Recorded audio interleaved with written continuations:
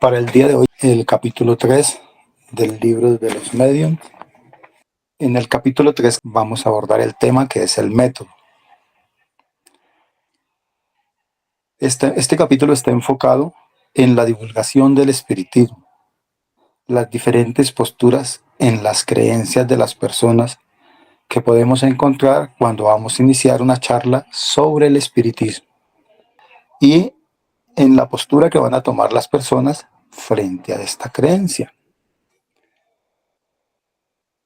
Acá debemos tener en cuenta, en general, los procedimientos para educar. Y el significado del método es el modo adecuado para llegar a un fin determinado. Es el procedimiento a seguir para conseguir algo o desarrollar una actividad. En la parte de la difusión, considera necesario definir la palabra proselitismo. ¿Qué es el proselitismo? Es la persona que se adhiere recientemente a una causa o a una colectividad.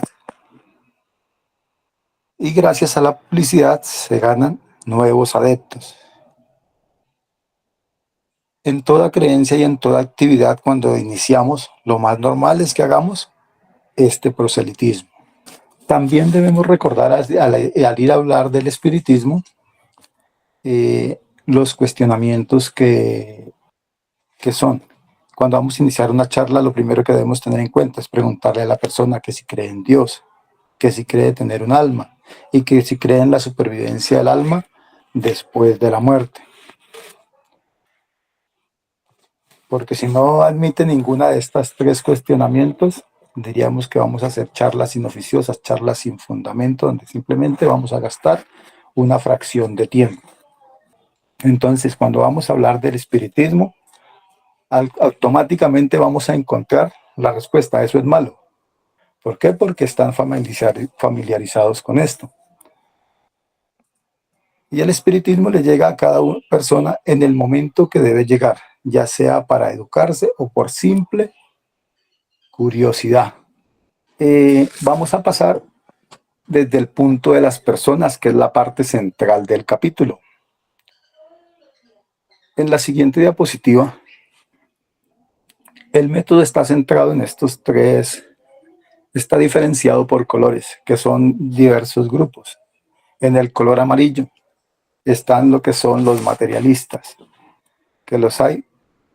Materialista es toda aquella persona que no cree nada más sino en la materia. Está afanado por suplir las necesidades materiales. No tiene nada que ver la conciencia. Y aquí vamos a encontrar dos grupos, que son los materialistas por sistemas y los materialistas por falta de algo mejor. El grupo que está con azul, que son los incrédulos, están los indecisos, por mala voluntad, interesados o de mala fe, por cobardía, por escrúpulos religiosos y por decepciones. En los creyentes, que son los que están con rojo, vamos a encontrar los espíritas experimentadores, espíritas imperfectos, los espíritas sin saberlo y los verdaderos espíritas o espíritas cristianos. En el transcurso de este tema los vamos a ir explicando uno a uno. En la siguiente diapositiva ya vamos a entrar en detalle en lo que es la parte central del capítulo, que es el tipo de personas con las que vamos a tener que tratar y que en el texto están como los grupos más importantes que en su época pudieron identificar. Los materialistas. En los materialistas ya los habíamos definido, que es la persona que no cree sino más en la materia. Acá encontramos estos dos grupos, los materialistas por sistema. Estos tienen la negación absoluta de la existencia del alma. Creen que el hombre es una máquina que funciona mientras está montada, que si se descompone, solo queda de ella el esqueleto, o sea, la muerte. Y esto lo hacen es por orgullo y obstinación. Los materialistas por falta de algo mejor. Ellos tienen bastante incertidumbre, dudas, Hay en ellos un propósito deliberado. Su mayor deseo es el de creer. Hay que presentarles alguna cosa racional y la aceptarán con anhelo. En la siguiente diapositiva ya vamos a pasar al segundo grupo, que es el grupo más numeroso, que son los incrédulos. ¿Qué es una persona incrédula? Que no cree con facilidad ni a la ligera, no profesa ninguna creencia religiosa, es escéptico, desconfiado, suspicaz, celoso, descreído y hasta ateo. En el primer grupo de esta categoría encontramos los incrédulos por mala voluntad. Los invito a que lean la diapositiva y yo les voy complementando. Ellos creen ver en ellos la condenación de sus actos, de los que hacen sus delicias. Cierran los ojos y se tapan los oídos. En el segundo ítem de estos incrédulos tenemos los incrédulos de mala fe o interesados. Estos pertenecen a todas las creencias religiosas. Saben a qué atenerse con el espiritismo, pero no les interesa porque ellos están en su religión. Los incrédulos por decepciones. Ya saben el significado de una mala decepción, una mala experiencia, un evento no agradable o algo que no nos gustó. En la práctica del espiritismo, la gran mayoría de las personas llegan al contacto con él por necesidad, a través de una consulta. No todos los lugares donde hay consulta y esclarecimiento. Ellos pasan de una confianza exagerada a la incredulidad. En este grupo dice que aquellos negarán la buena fe porque han sido engañados por un estudio incompleto del espiritismo, faltos de experiencia. Ven en el espiritismo un nuevo método de adivinación. En la siguiente diapositiva vamos a hablar de los otros tres grupos restantes. Para complementar lo que dice la diapositiva,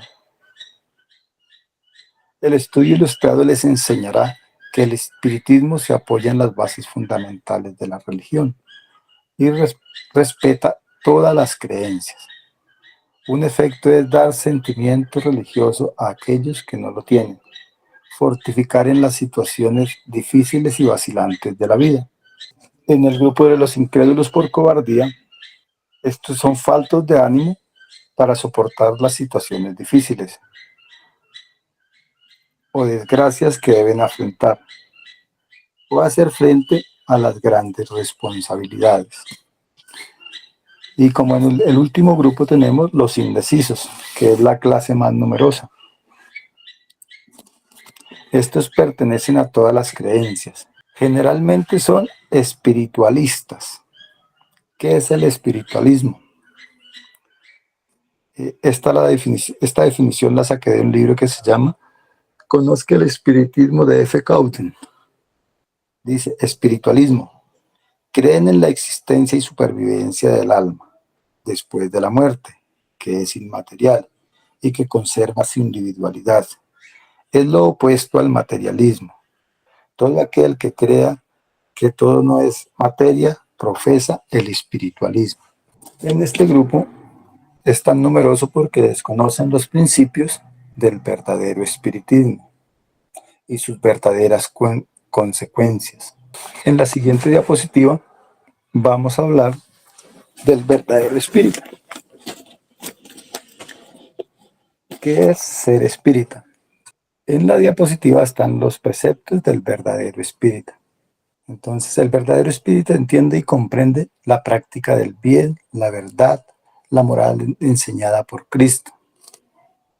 Sabe que la existencia terrena es pasajera y que marcha por el camino del progreso.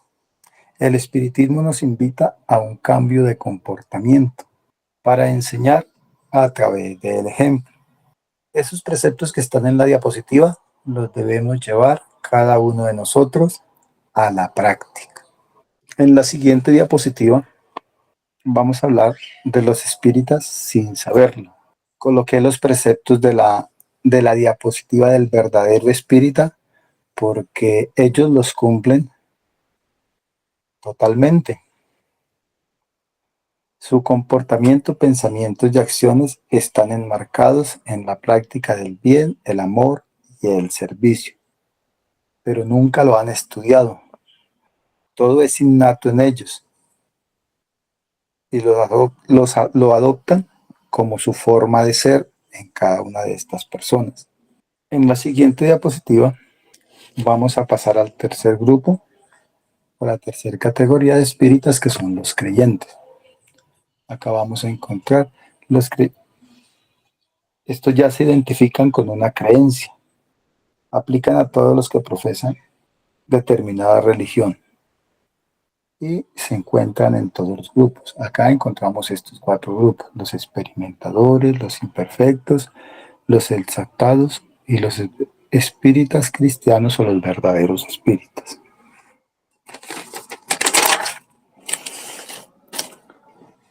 En la siguiente diapositiva vamos a definir el primer grupo, que son los experimentadores. No podemos hacer del espiritismo un curso experimental, como sucede con las ciencias positivas, lo que es la matemática, la física, la química, la biología o la botánica. Es más, no podemos obligar a un determinado espíritu a asistir a nuestro llamado. Tampoco hay una fórmula sacramental para obligar a un determinado espíritu a asistir a nuestro llamado. ¿Por qué? Porque no están sometidos a nuestros caprichos y voluntad.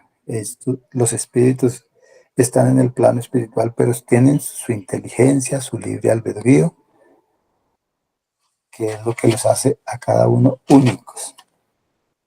Y es más, como tienen que tener un fin útil y el permiso de Dios, entonces no se pueden, o muchas veces no van a poder asistir. En la siguiente diapositiva vamos a hablar de los espíritas imperfectos. Dice que la práctica y el bien y el buen comportamiento, la moral, son una bella máxima de admiración. La observan, pero no la practican. Nada cambia en sus costumbres, porque no se privarían de sus goces. El avaro siempre es miserable, el orgulloso siempre lleno de sí mismo, el ambicioso y el celoso siempre hostil. Que era lo que quería representar en la mano con las figuritas de personas, cada uno con un color, así cada persona es única. Cada persona es única y no hay una parecida a otra. En la siguiente diapositiva vamos a hablar de los espíritus exaltados. Todo lo que tiene que ver con el espiritismo experimental. Hay una parte del espiritismo, en alguna ocasión leía un libro que es como uno querer grabar a un espíritu, y hay cámaras, también ha evolucionado, o querer tener las imágenes de un espíritu a través de una sesión. Es la extravagancia, la exageración, el fanatismo. Para mí esta clase de espíritas me invitan a una reflexión, que es observarnos a nosotros mismos. Nuestro comportamiento debe ser ecuánime y equilibrado. ¿Para qué? Para aplicar todo este conocimiento hacia el bien. En la siguiente diapositiva vamos a hablar del verdadero espírita o espírita cristiano. Practica la moral y la moral enseñada por Jesús el Cristo. Enseña a través del ejemplo. Servir, ayudar, los hace felices, porque les gusta. Acá agregué una frasecita que en alguna parte la había leído, y es: nunca debemos cansarnos de hacer el bien. Y la máxima del espiritismo: sin caridad no hay salvación. En la siguiente diapositiva, acá en los métodos de enseñanza, también debemos tener en cuenta todos los métodos de enseñanza, la forma de transmitir el conocimiento que los hablábamos hace un momento, la teoría, la práctica. Caso que en la práctica del espiritismo, donde haya contacto en relaciones medianímicas, acá deberíamos nosotros sentirnos privilegiados por poder participar de un grupo de estudio. En la siguiente diapositiva, acá tenemos al maestro Allan Kardec con los 5 libros del Pentateuco Kardeciano. El primero, que es el libro de los espíritus, luego el libro de los medios, luego el libro del cielo y del infierno. En el cuarto lugar tenemos el Evangelio según el espiritismo y al final la Génesis. En el libro de los espíritus son las preguntas básicas que el común de las personas se hace. Y en estos 5 libros está fundamentada la creencia en el mundo espiritual. No hay que forzar a nadie a creer. A cada uno le llega su despertar de conciencia y adquirir conocimiento en el momento adecuado. Del espiritismo siempre se ha hablado, pero se hace en voz bajita, de la forma como más cuidadosa y metódica. Ahora es que hay el afán de todas las creencias y todas las religiones hacer como su búsqueda de adeptos. La gran mayoría de las personas, cuando se habla de espiritismo, lo primero que le responden a usted, eso es malo. ¿Por qué? Porque les falta leer más y adquirir un verdadero conocimiento. La siguiente diapositiva. Estas son las 3 conclusiones que en mi lectura del tema creí que eran importantes. Espero que me hayan entendido y comprendido. ¿Alguna duda, preguntas, inquietudes?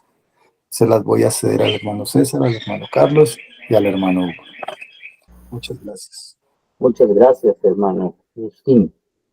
¿Alguien tiene preguntas al respecto de este tema? Bueno. ¿Cecita nos quiere aclarar algo al respecto? Gracias, Carlitos. Bueno, bien, solamente quería pues hacer énfasis en una cosita y es en la palabra del capítulo, el título del capítulo que dice el método. Pues obviamente Agustín lo nombró y todo, pero es importante hacer, y quiero hacer énfasis un poquito en esa parte, porque nosotros cuando conocemos la doctrina espírita y llegamos por primera vez a la doctrina espírita, obviamente todos pasamos por allí que uno se emociona cuando uno dice, ay, vamos a seguir viviendo,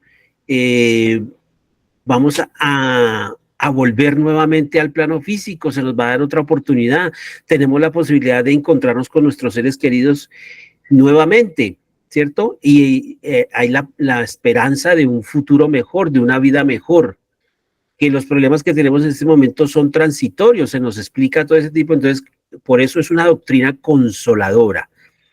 Entonces el maestro Allan Kardec, previendo precisamente esa parte, porque inicialmente cuando nosotros nos acercamos a la doctrina espírita, pues uno siente ese deseo como de querer comentarle a las demás personas y decirle, mire, las cosas son así, y para evitar de pronto decepciones que nos podamos llevar, precisamente para eso es este capítulo del método. Entonces, esa parte donde el maestro Allan Kardec nos aconseja que cuando nosotros vayamos a interactuar con alguien y nos diga, ay, usted está estudiando, ¿qué es lo que está estudiando? No, espiritismo. Ay, ¿eso qué es? ¿Brujería, hechicería? ¿O eso es una religión? ¿O qué es eso? ¿Es una secta? ¿A dónde es que usted está yendo? Entonces, uno quiere hablarle a esa persona, quiere comentarle y que esa persona también se beneficie de la doctrina espírita, ¿no?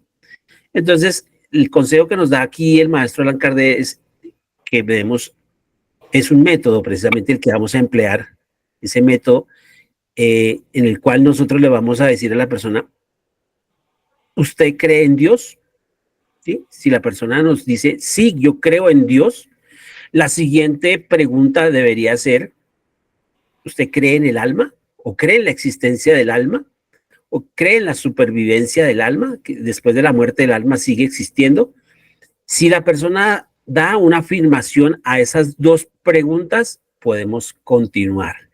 Pero si la persona dice, no, yo no creo en Dios, o no creo en el alma, no creo en los espíritus, porque el peor error que uno pueda cometer es empezar por decirle a la persona, sí, existen los espíritus y los espíritus son así, ya sea, no, debemos empezar por hablar de Dios. Ese es el consejo y eso es lo que nos da allí a entender el maestro Allan Kardec con este método. Es ese método de divulgación que nosotros podemos hacerlo. Les voy a comentar una experiencia personal, de pronto ya algunos la sabrán porque yo se las he comentado en las clases.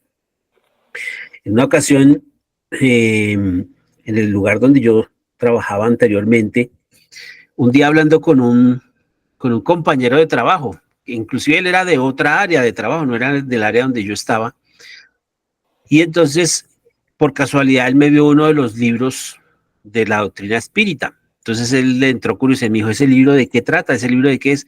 Entonces yo comencé a hablarle y a decirle. Y él me prestaba atención y me hacía preguntas. Entonces yo como que notaba que como que se interesaba cada vez más. Y yo le seguía hablando, duramos hablando un promedio de más de media hora, yo creo. Y al final, él cerró la charla diciendo, bueno, don César, yo le respeto todo lo que usted me ha dicho, pero yo soy cristiano. Yo asisto a una iglesia cristiana, una iglesia evangélica, y para mí todo eso que usted ha dicho, eso no existe, nada de eso es verdad. Para mí solamente existe Dios y debemos cuidarnos es del demonio. Y yo le sugiero que tenga cuidado con esos libros, con esa literatura, porque puede ser demoníaca. Entonces, ¿cómo quedé yo? ¿Y qué sentí yo en ese momento? Perdí mi tiempo. Me acordé en ese momento de Allan Kardec y del método y dice, bueno, debería haber empezado por ahí. Entonces, a veces son experiencias que nos suceden y para evitar precisamente esos escollos que se nos puedan presentar, por eso es precisamente este capítulo del método. Bueno, gracias. Eso era todo. Cecita, muchas gracias. Hugo nos quiere aclarar algo al respecto, agregar. Gracias, hermano Carlos.